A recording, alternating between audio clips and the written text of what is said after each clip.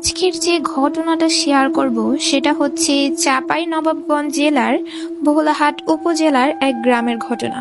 গল্পটি শুরু করার আগে বলে নেবেন কে কোথা থেকে আমার এই ভিডিওটা দেখতেছেন।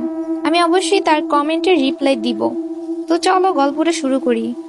অনেক আগের কথা, সেই গ্রামের একবারে পূর্ব পাশে একটা ঘর নিয়ে থাকতো শরীফা বিবি।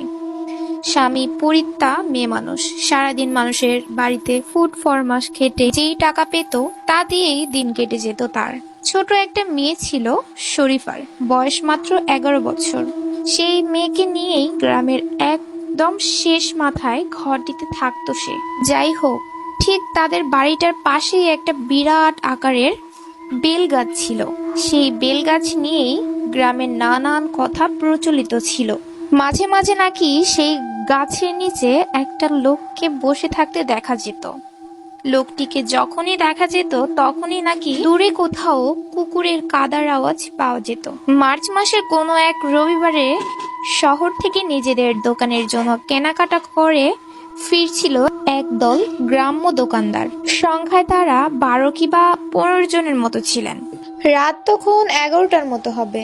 শরীফাদের বাসার কাছে আসতেই তারা দেখতে পেলেন সেই গাছের নিচে লোকটি বসে আছে এবং লোকটিকে ঘিরে আছে একদল মানুষ আকৃতি ছায়ামূর্তি।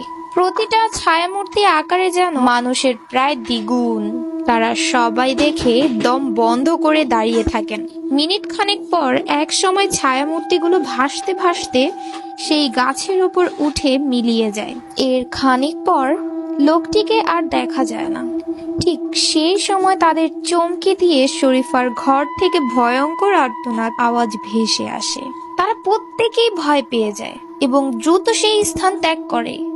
পরের দিন সকালে স্থায়ী কিছু মানুষের হাতে লাঠি সোঁটা নিয়ে সেই ঘরের দিকে গেলে ঘরের মেঝেতে শরীফা এবং তার মেয়েকে মাথাহীন লাশ খুঁজে পায়।